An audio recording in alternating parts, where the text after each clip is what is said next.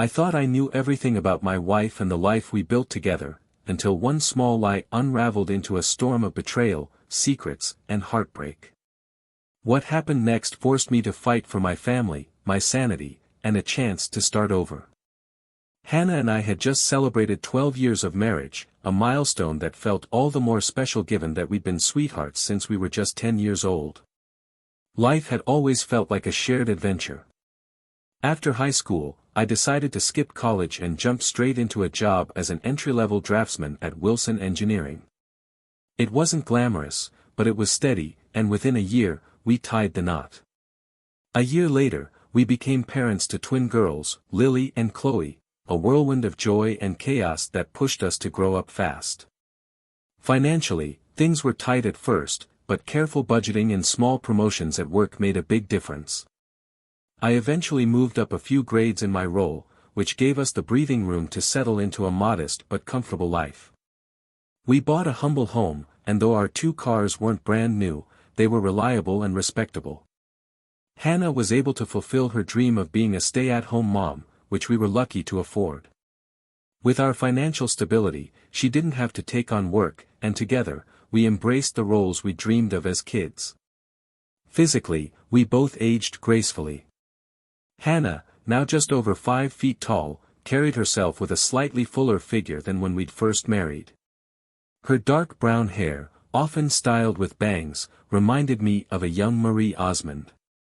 I hadn't changed much since my high school football days either, where I'd held down the line as a right tackle.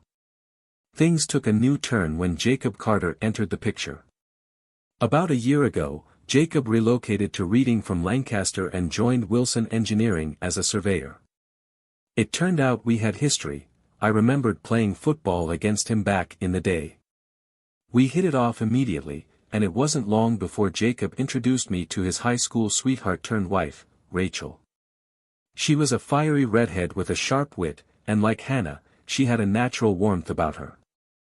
Rachel and Hannah clicked instantly, becoming close friends just as quickly as Jacob and I did.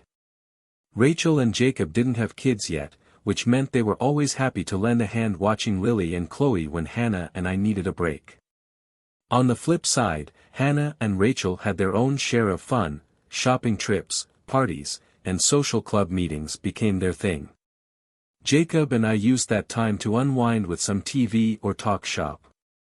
Rachel also started working as a secretary at Miller Engineering, a firm on the outskirts of the city. For a while, everything seemed perfect. But then, 6 months ago, I started noticing little changes. Hannah's monthly PTA meetings suddenly became weekly, which didn't make sense to me.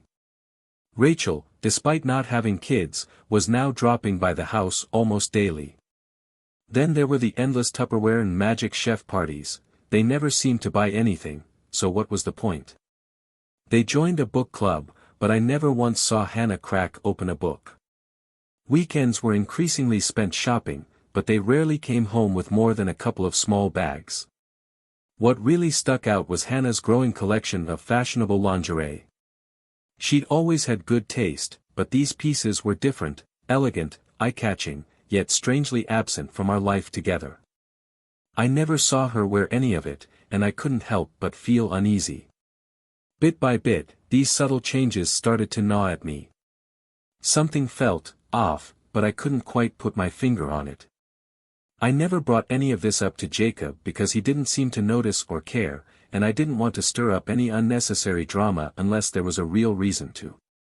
But things started piling up, and it was getting harder to ignore.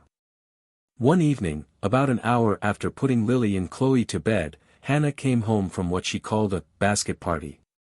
She'd taken a shower right before Rachel picked her up, which wasn't unusual. But when she came back, she went straight to the bathroom and took another shower. That struck me as odd. Who showers twice in the span of just a few hours? While she was in the shower, curiosity got the better of me. I decided to check the basket she brought home. Inside, I found a set of black lace lingerie. My stomach churned. Who wears black lace lingerie to a basket party? It didn't add up. I wasn't in the habit of rummaging through Hannah's things, but this time, something didn't feel right. Acting on impulse, I checked her laundry and found a pair of underwear that were damp and sticky. My mind started spinning.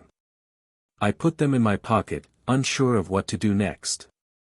That night, for the first time in our marriage, I delved into Hannah's purse and phone. I wasn't proud of it, but the growing sense that something was off had overtaken my hesitation.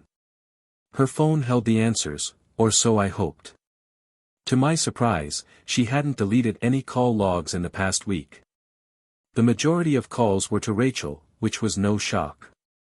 But then I noticed another set of recurring numbers listed under the initials KC, KH, and KW. At first, I was stumped. I didn't know who or what they referred to. Then it hit me, C likely stood for cell, H for home, and W for work. I checked her address book and saw that Rachel's numbers were labeled the same way, Rachel C, Rachel H, and Rachel W. Her phone was so meticulously organized it caught me off guard. As I pieced it together, I noticed something else odd. The number under KW matched Rachel's work number, except for the extension. That raised a red flag. Was Hannah calling someone at Rachel's workplace? A sinking feeling told me that Rachel might have been the one to introduce Hannah to whoever this K person was. I dug further, searching for the company linked to Rachel's work. It was Miller Engineering, and since it was after hours, I figured the office would be closed. Still, I couldn't stop myself. I dialed the number listed under KW from Hannah's phone. A recorded message played, identifying the voicemail as belonging to Ken Sanders. His tone was professional, and the message asked for a name and number for a callback. I hung up before leaving anything. My head was spinning, and my heart felt like it was lodged in my throat. At that moment, Hannah poked her head into the room, looking at me curiously. "Are you coming to bed?" she asked casually. I forced a smile and replied, "Yeah, in a bit." I was almost finished with the book I'd been reading, promising myself I'd get up as soon as I turned the last page. Acknowledging the possibility of dozing off on the couch, I decided to just sleep there for the night. It wasn't restful by any means. My mind churned endlessly, trying to piece together where things had gone wrong, or what I could have done differently. It was an exhausting cycle of self-blame and overthinking, one that led nowhere. Every time I tried to redirect my thoughts to what I should do next, they circled back to the same unanswerable questions. The hours dragged painfully. The clock seemed frozen in place. The only thing I knew with certainty was that I wasn't going to take responsibility for whatever had happened, or what was about to happen. That much, at least, was clear. The next morning, I was stirred awake by the sound of my two little angels attempting to make breakfast. Hannah had encouraged them to start taking care of themselves, and, to her credit, it seemed to be paying off. As I stretched and rubbed the sleep from my eyes, Hannah walked into the room, casually reminding me to hurry up or I'd be late for work. I shrugged off her concern, explaining that I wasn't planning on going to work that day. "Why not?" she asked, her tone caught somewhere between curiosity and suspicion. "Too many personal problems," I said simply, punctuating the statement with a yawn as I shuffled toward the bathroom. A shower felt necessary, more to wake myself up than anything else. When I came back, Hannah was still in the kitchen, looking slightly puzzled. The girls had already left for school by then, leaving the house unusually quiet. I poured myself a cup of coffee and sat across from her at the table. She eyed me hesitantly, as if she knew a conversation was coming but wasn't sure where it might lead. I decided to dive right in. "Why don't you tell me about your novel?" I asked plainly, trying to keep my tone steady. Her reaction was immediate. "Is this about you thinking I've been unfaithful?" she asked, a defensive edge creeping into her voice. I didn't dance around it. "Yeah, it is," I replied. "And I'd still like to hear about your novel."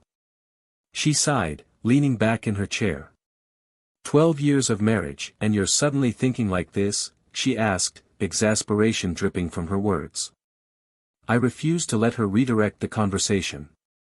"I just want to talk about your novel," I pressed, making it clear I wasn't going to waste time playing games. I've got things to do today, and I'd rather not drag this out. Hannah gave a small, affectionate sigh, leaning in closer. She looked me in the eyes and said, "There's no romance in the novel, if that's what you're worried about." Her answer felt rehearsed, too neatly packaged to be entirely genuine. I replied with a tinge of sarcasm, "Well, thanks for your honesty, but I'm not exactly in the mood to appreciate it right now." Hannah leaned back, her composure almost unnervingly calm as she sipped her coffee. It felt like she was trying to take control of the situation, turning it into something she could dictate. I wasn't about to let her steer things away from the point. "Can I ask you a few simple questions?"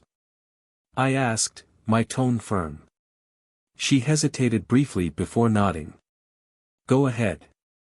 I brought up her weekly PTA meetings, pointing out the inconsistency.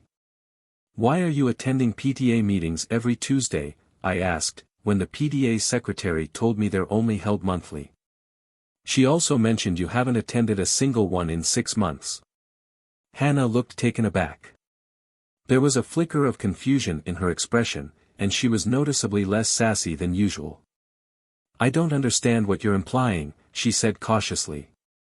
I kept my tone firm but calm. "I'm talking about the so-called PTA meetings you and Rachel go to every Tuesday. Why would you lie about something like that?" She didn't respond right away. Instead, she took a moment to think, her gaze shifting away as if searching for an answer. Finally, she sighed and offered an explanation. "Okay, fine.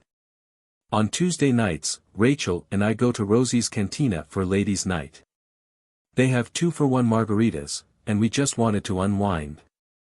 We didn't tell you or Jacob because, well, we didn't want it to cause any misunderstandings." She paused, gauging my reaction before continuing. "I realize now that it was wrong to hide it, and I promise I'll tell you from now on." Her explanation sounded rehearsed, too convenient. "I'll check into it," I said skeptically. "Maybe Rachel will back you up, but what about the people at Rosie's? What will they say?" Hannah's expression hardened, and her tone grew defensive. "You're making this into a bigger deal than it needs to be," she snapped, clearly agitated. Then, in an attempt to deflect, she turned the tables. "What about your behavior at those little Tupperware parties? Why do you shower before leaving and then again when you get home?" I raised an eyebrow at the abrupt shift in focus but answered evenly. "Because a lot of women smoke at those gatherings, and I can't stand the smell of smoke in my hair. That's all there is to it." She wasn't satisfied. "And what about the fancy underwear you wear to those parties?" she pressed. "You don't wear them for me unless it's a special occasion." "Why is that?" Caught off guard, I admitted, I don't have a great answer for that. "I guess I just like to feel dressed up when I go out." Her evasions only fueled my frustration. I leaned forward across the table, meeting her gaze head-on. My voice was sharper now, my patience gone. "Enough games, Hannah. Who is Ken Sanders?" Hannah froze. For a moment, she was silent, then she rose from her chair and moved toward the sink, clearly trying to evade the conversation. "He's just a friend," she said, her voice trembling slightly. "Just a friend?" I repeated, my voice rising. "Then tell me the truth. How close are you to this friend?" Her posture stiffened, and she stood at the sink, gripping the counter. After a long pause, she admitted in a terrified tone, "We're close." I wasn't letting up. "Close? Have you slept with him?" Hannah, now wrapped in her robe, was trembling. She refused to meet my eyes, her entire demeanor shifting to one of fear and guilt. "He's just a friend," she whispered again, almost inaudibly. I stood up, my voice steady but firm. "I think it's best if I leave." I posed one final question to Hannah. "What's the name of the guy Rachel's been seeing?" I asked, keeping my tone steady but firm. Her reaction was immediate and intense. Her face paled, and she began pleading with me not to ask. In her distress, she grabbed the second cup from the counter and hurled it across the room, where it shattered against the tiled wall behind the sink. Her hands trembled as she finally blurted out a name, Kelvin. Calvin Bostic. She rushed through her words, adding that she'd be back later in the afternoon and left me there to sort through my emotions. The name hung in the air, feeling heavy and surreal. Something about it didn't sit right, so I decided to investigate further. I suggested to Jacob that we ask Rachel about a guy named Calvin Bostic, someone I suspected worked with her at Gilbert Engineering. I had a hunch Rachel might have introduced Hannah to someone from her workplace. Jacob's reaction was a mix of disbelief and shock. Calvin Bostic, he repeated, shaking his head. I know him, we graduated together. This doesn't make any sense. I added more to the puzzle. There's another name, too, Ken Sanders. Tall, skinny guy. I think Hannah's connected to him as well. Jacob's expression darkened, clearly grappling with the information. I warned him that Hannah would likely tip Rachel off soon, as she'd already given me several excuses that morning. Jacob nodded, understanding the gravity of the situation. Later, I reached out to Rachel, trying to get more clarity. When I mentioned Calvin Bostic's name, her reaction was immediate and visceral. No. God, no, she gasped, and before I could ask anything further, she hung up abruptly. Her nerves were clearly on edge. I shifted my focus to practical matters. Since Hannah and I shared only one credit card, canceling it was simple enough. We also had an ATM debit card, so I took a few minutes to change the PIN. I wasn't sure what to do about our checking account, though. I decided to leave it alone for now since I needed it to pay utilities and other bills. I could only hope Hannah hadn't withdrawn any significant amounts. By late afternoon, I learned more disturbing news. Jacob shared that Billy had been attacked, stabbed in the neck with some kind of stun weapon. It happened before he even got home. Police had taken Calvin to the hospital in an ambulance, while Billy was being questioned. At that point, I decided to dig deeper into Ken Sanders. One of the officers at Gilbert Engineering showed me where Ken's office was located, but it was completely empty. Apparently, Ken had quit suddenly that morning.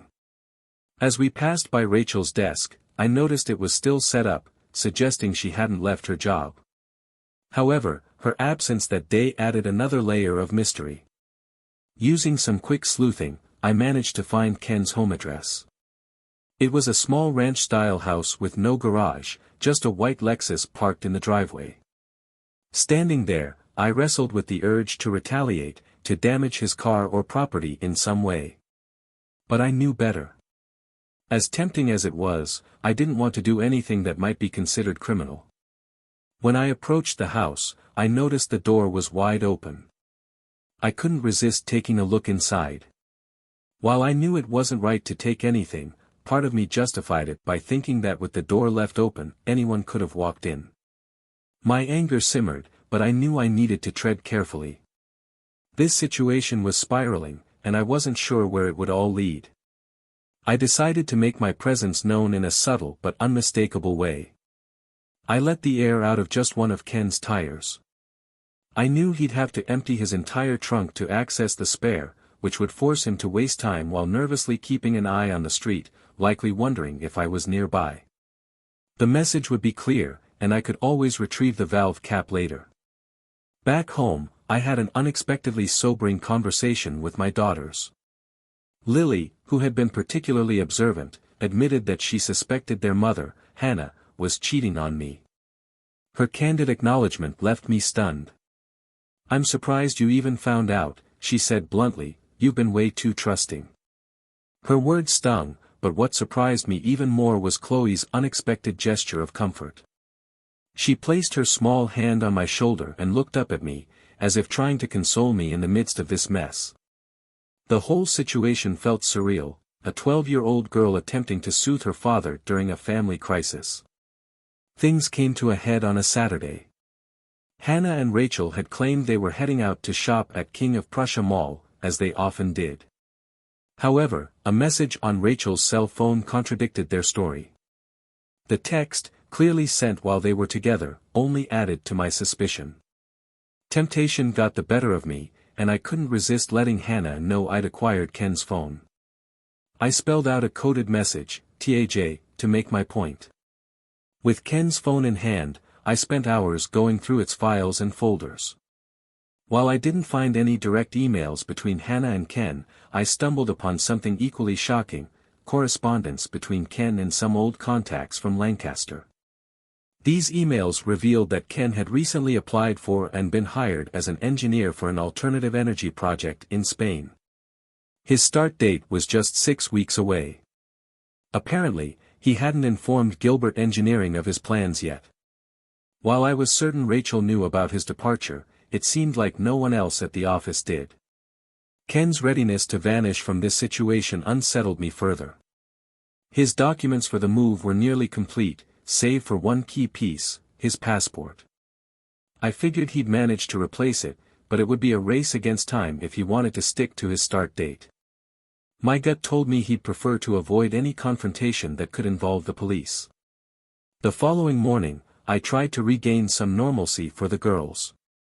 Over breakfast, I joined them at the table as they finished their cereal.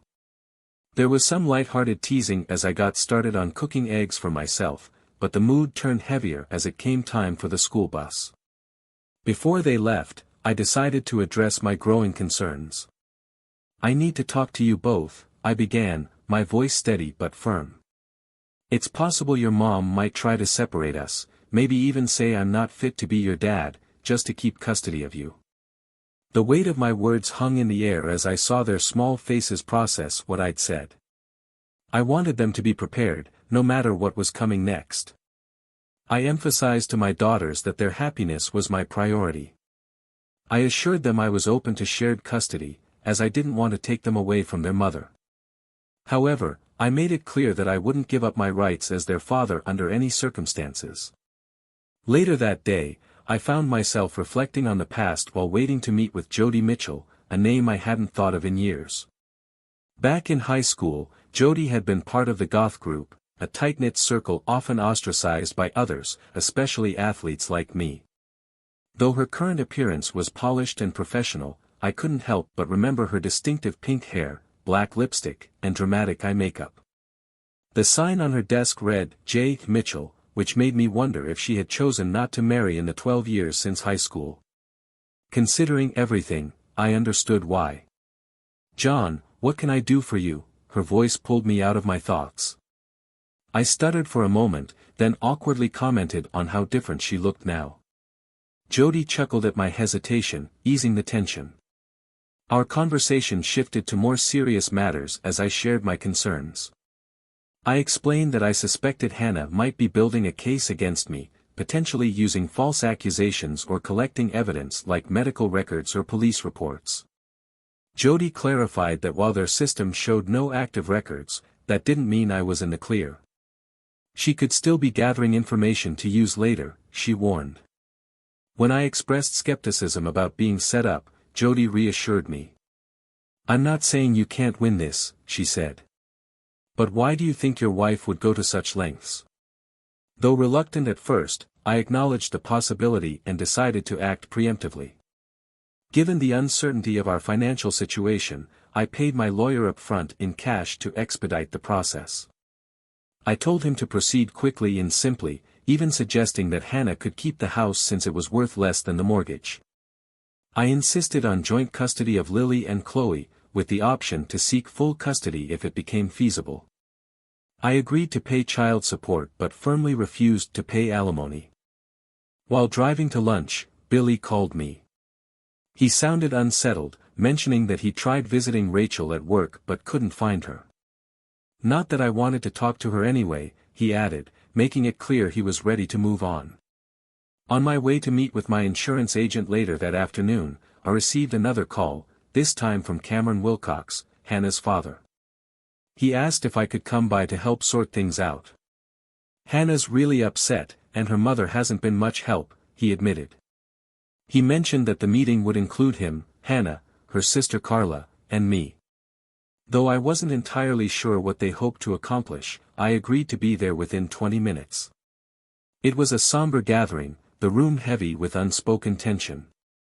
I came prepared, bringing along a folder of evidence, though no one seemed eager to start the conversation. I handed Carla my phone and asked her to read aloud a text message sent to Ken shortly after I had asked Hannah to leave. The message apologized for any trouble caused and ended with a clear expression of love. As Carla read the words, Hannah covered her face with her hands, tears slipping through her fingers. Cameron, her father, sat silently, shaking his head in disappointment. Next, I shared photos from an outing that Hannah and Rachel had claimed was a trip to the King of Prussia Mall. In reality, the pictures were taken at Nebel Grove, a location they hadn't mentioned. One particular photo showed Hannah and Ken holding hands. Cameron, his tone heavy with concern, asked Hannah directly about the photo, implying that Ken was far more than just a friend. The question hung in the air as Hannah's tears fell steadily, confirming the unspoken truth.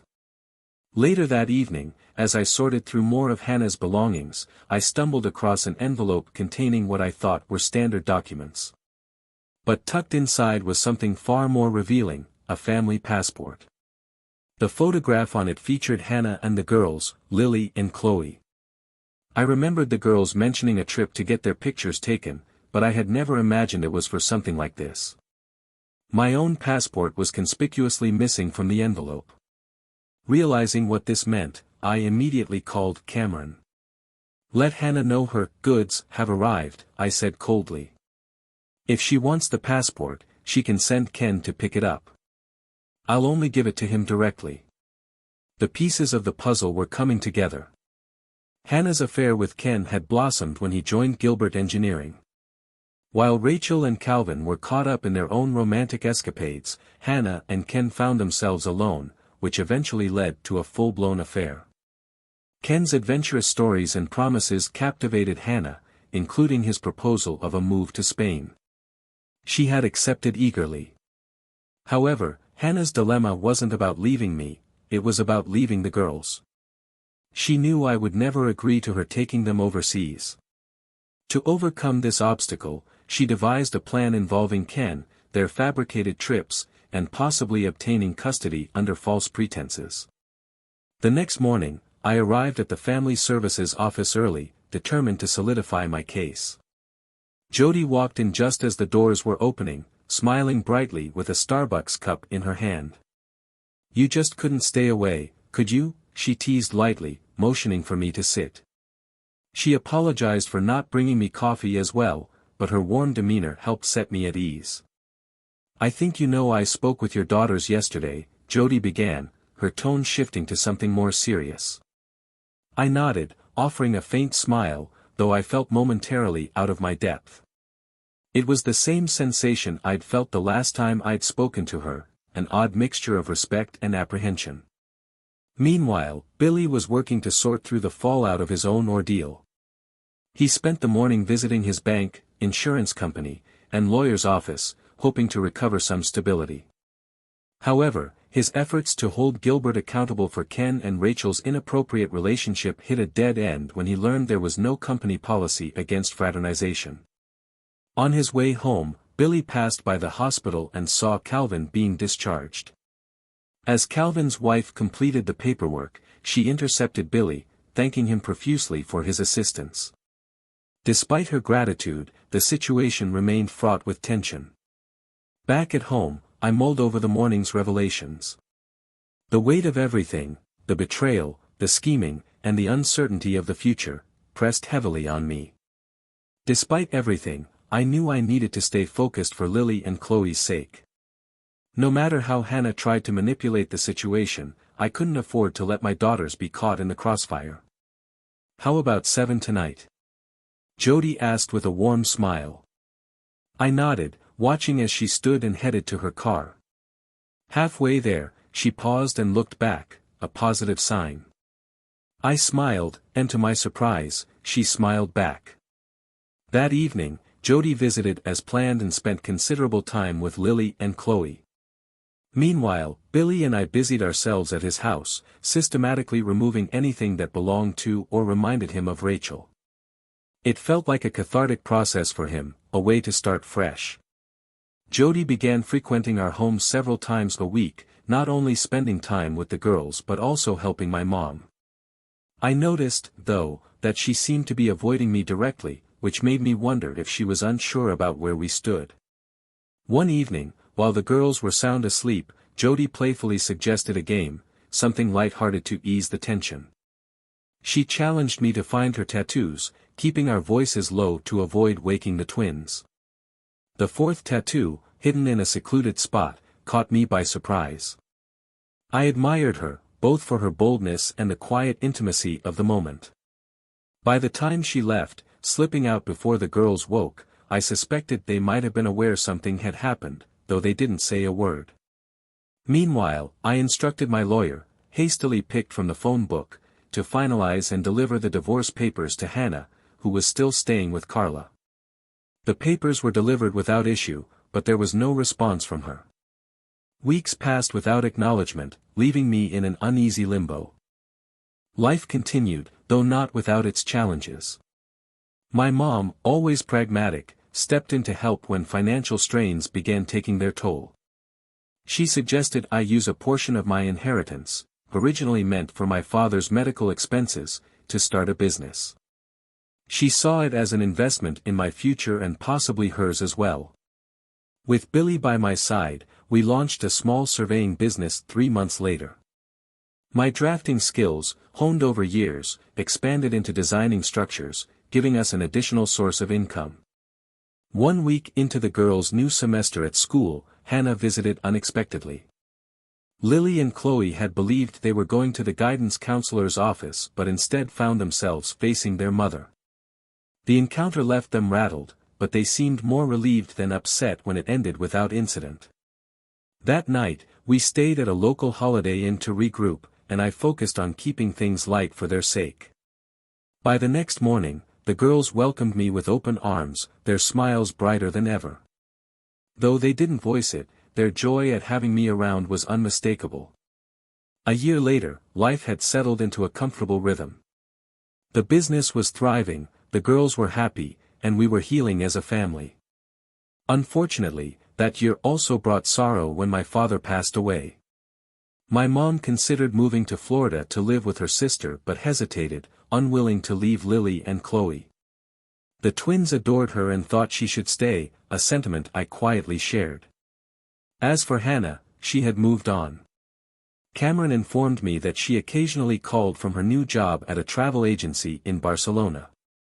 She never mentioned Ken or shared details about their past, but the girls occasionally received postcards featuring windmills and vague, general sentiments.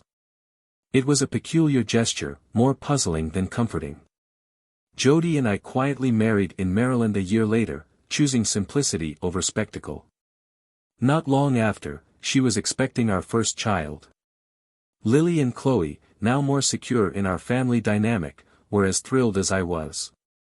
Our story had taken many turns, but for the first time in years, it felt like we were building something solid and full of hope for the future.